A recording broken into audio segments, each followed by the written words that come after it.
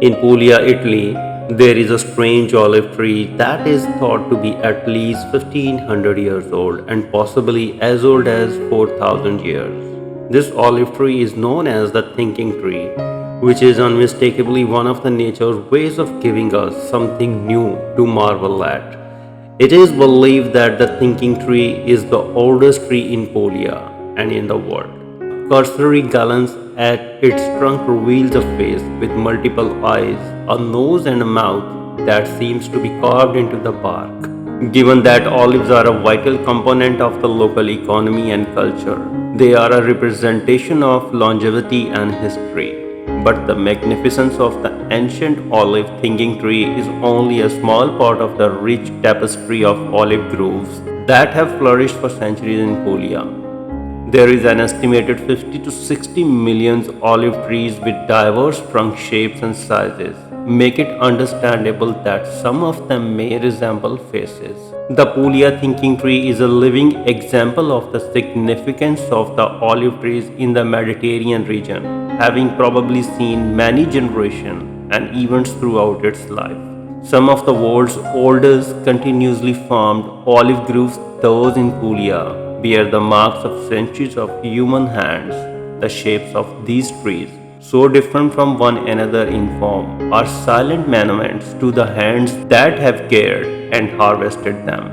One of the most prized products of these trees is olive oil, which has a history as rich as the groves themselves.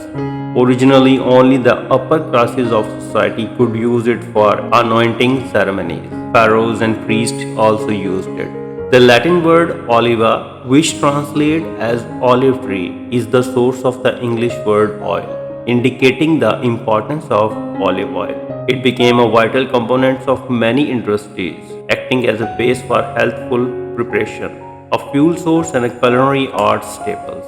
Some researcher believes that this tree is a remnant of an olive grove from that era of history.